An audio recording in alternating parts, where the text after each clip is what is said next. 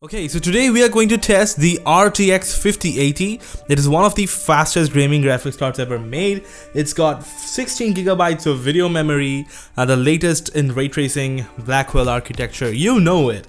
So let's put this thing into test in video games and AI, which is like one of the biggest marketed features of all Blackwell GPUs, and find out how this GPU performs. Okay, so let's start with Spider-Man 2. For the first run, I'm going to turn off DLSS frame gen.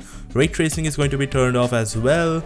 And how many frames are we getting? 60 FPS at 4K. I won't call that bad, especially given this is a 5080.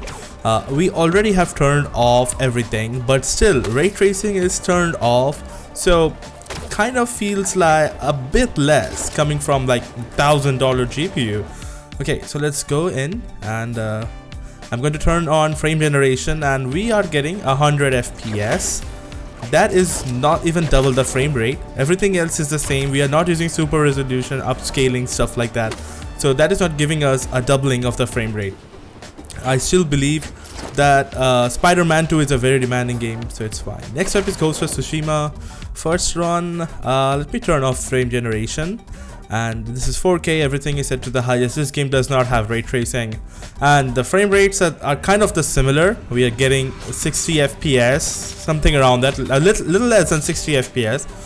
But this game again is not a PS5 game, so 4K less than 60 FPS can again feel a little bit less. But let's turn on frame gen, and the frame rate straight up, it goes from less than 60 to over 120.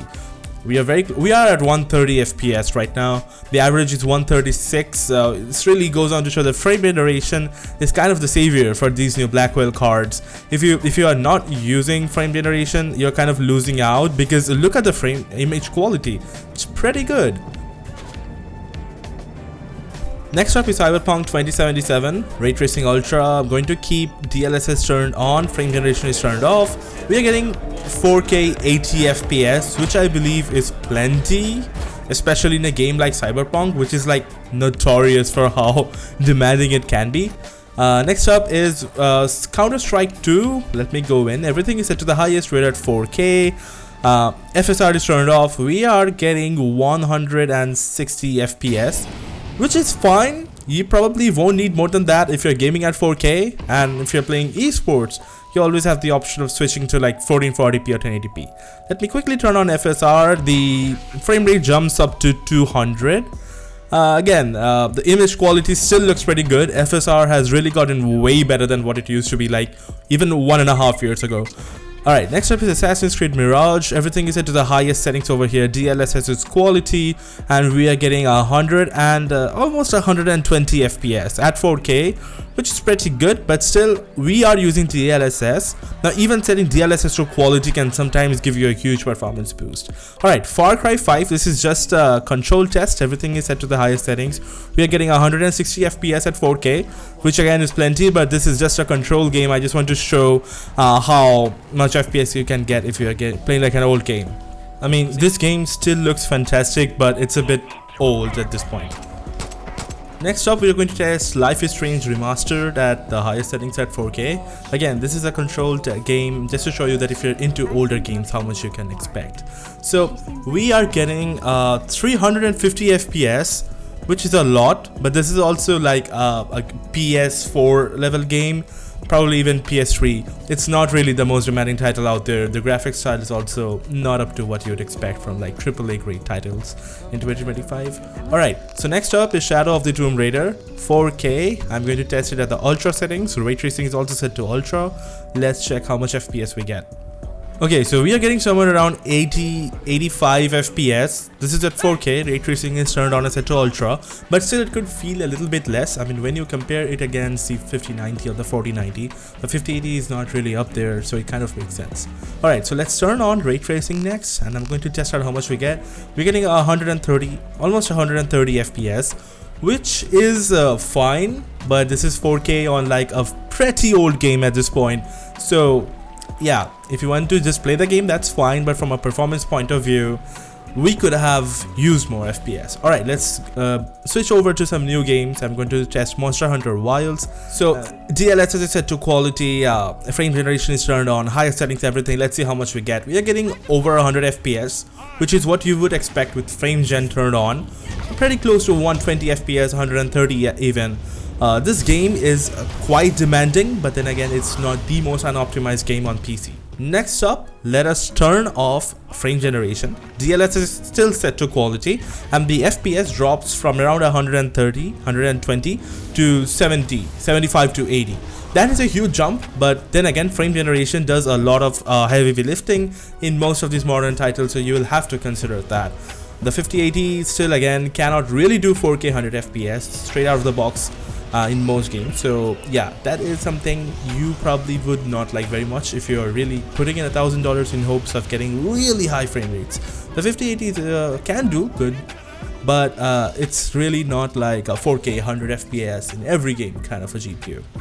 Okay, next up we will test Black Myth Wukong, 4K everything for the first run. Frame gen is turned off. Cinematic settings, we're getting 4K 35 FPS. Now this game is one of the most demanding out there with the cinematic settings, frame rates in every car tanks. The 5080 can still do native 30 plus FPS at 4K, which is pretty impressive. So let's turn on frame gen, which is probably how you will play the game anyways. So DLSS plus frame gen, ray tracing is set to the highest settings. We are getting still less than 60 FPS, but cinematic is kind of really a lot. I mean, you can see the sharpness in this image, you can see the sharpness in the water. It looks absolutely fantastic even with DLSS turned on. So yeah, the game looks really good, but the frame rates are really not that much. You will have to consider that. Okay, so that was for the gaming performance, and this GPU is a beast. At 4K, you can consistently get very high frame rates across the board regardless of how demanding your game is. That is, until you turn on path tracing in Cyberpunk, which, yeah, Blackwell, it's still not the time for you. Alright, so now let's go ahead and test how this GPU performs in AI. I'm going to test LLM inference. Now this thing, it has got 16 gigabytes of VRAM, so we can load like language models up to 10 billion parameters with like a little bit of restrictive quantization. Yeah, so let's do that and compare this against some of its 16 gigabyte peers. Alright, so now it's time for the AI benchmarks. I have pulled up LM Studio over here, which is what we will be using as the server for all of our tests. Now, LM Studio is very intuitive. So it allows us to kind of, it is a very nice GUI. It allows us to load up a bunch of models. Over here I have downloaded a bunch of models, 32B, 13B, 7B, 4B, all sorts of different open source models. And then we can also specify the system we want to load them on. So over here you can see I have 2 GPUs installed, so I can specify whether I want to install it on 2 GPUs, in which case it will use 2 GPUs, and if I want to just load it to 1 GPU, I can just do that with a click of a button. I'll just pull it up over here, and now I'll bring it to my other display, and then I can start loading models. So let's start with loading a tiny model. Let's do Qwen 2P, and it will get loaded onto GPUs. Let me show you that pretty quick. We are loading up the model, the 5080 and the 5060. It's taking a little bit of time. Alright, there we go. So now the model is loaded up. So if we do inference, I'm just going to regenerate this response over here. It's a pretty quick prompt. Good day, tell me about bookshelf speakers. So let me just go ahead and do that, and there we go. It is very fast because it's a 2B model. Now I have a few other AI stuff going on in the background. You can see the 5080 is kind of getting stressed to 100% because I also have Nvidia broadcast running over here for the recording. So but still we're getting like 135 tokens a second on the 5080. Now if I test a different combination, let's say I want to load the model on the 5060 Ti. Let's see what we get.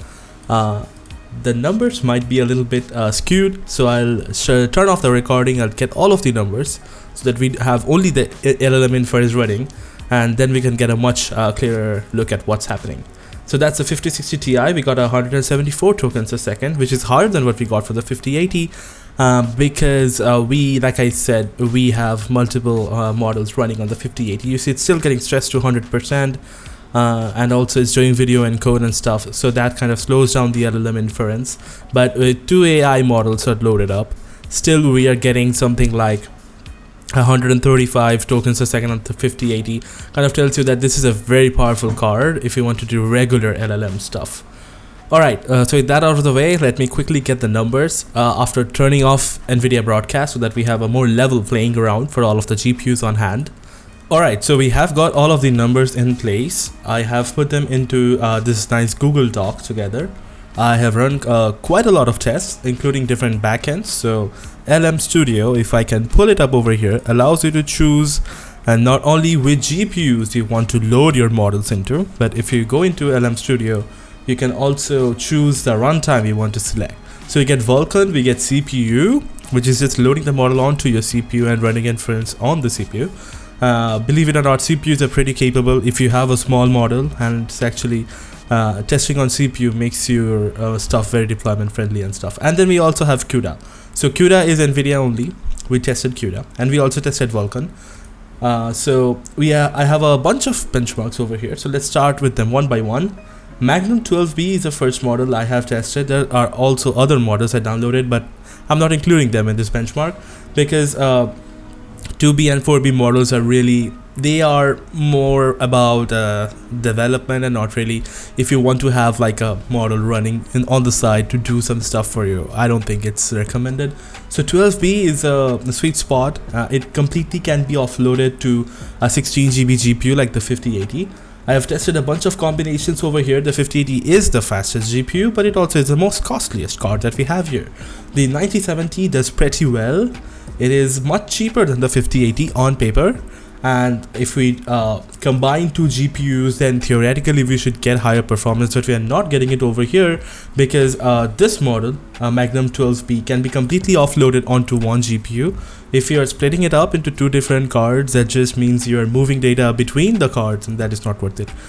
So yeah, the 5080 is kind of a very good card if you want to run local inference on let's say a medium sized language model and be happy with that.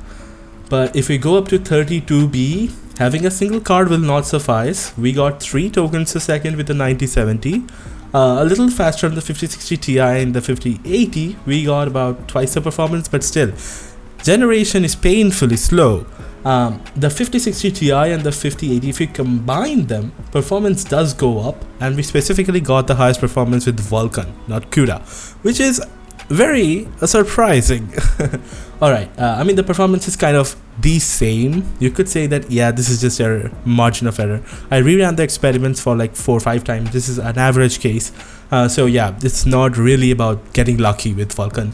As we move on, I have another test over here. This is with Qwen 2.5 VL32B. This is the size is same, but the architectures are not quite the same. So this community fine-tuned model over here is based on the Qwen 2 architecture. This is based on the Qwen 2 VL architecture. They're slightly different, but the sizes are pretty much the same. Over here, single GPU again gives us very suboptimal numbers. The 5060 Ti kind of gave us a little higher numbers. That is because if you look at it, the 5060 Ti kind of has a little more VRAM than the 5080. The 5080 is at 15.52 GB. The 5060 Ti is 15.59. And this number could really vary from like the card to card. This is like maybe some die inside the GPU got lucky, got a few more megabytes. That's how this thing has happened. This could be very much the case with the specific cards that I have in my system. It could be very different for the 5080 that you might purchase, and you could probably get lucky and get like 15.61 GB, 15.51 GB. You might get a little unlucky. So that really, I don't think this can be a very good proxy. But yeah. So that's the case, and then again, if we combine GPUs, there is a significant speed up, and specifically we get the highest numbers when we combine the AMD GPU with an Nvidia GPU and run Vulkan on it. So this is a very interesting finding. I think the Vulkan comes at the top in almost all of these tests. So even here, multi-GPU, Vulkan beats CUDA by a huge margin. Over here, you can see that Vulkan comes at the top by a little margin, and here Vulkan clearly has a huge lead.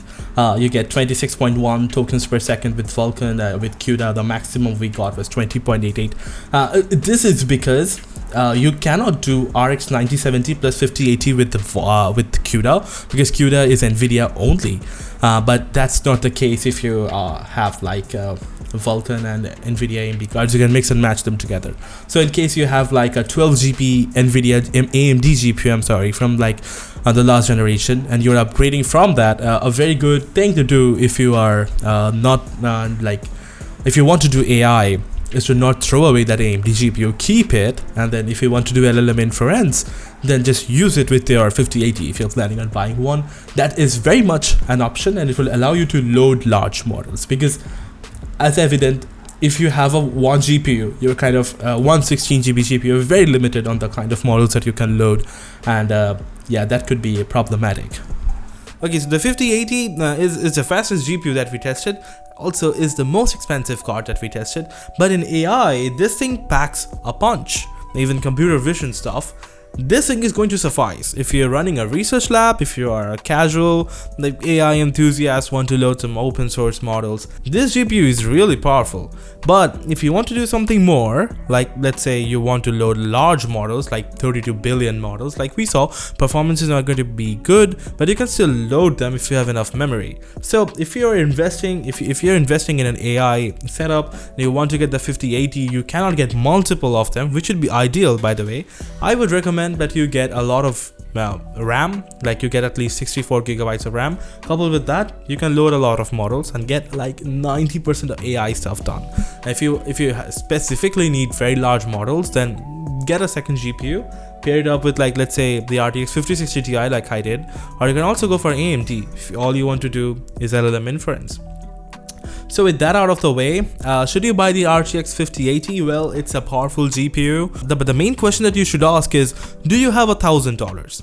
Probably even more than that, $1,100, $1,200. If the answer is yes, and you want to spend it on a gaming GPU or do some AI stuff with it casually, get it. There's really no $1,000 GPU out there that can quite match it, other than the last generation stuff, which is a little bit slower. But if you say me that I run a research lab, we do AI, we don't need very powerful cards like the A6000 or stuff, but we need it to be cheap.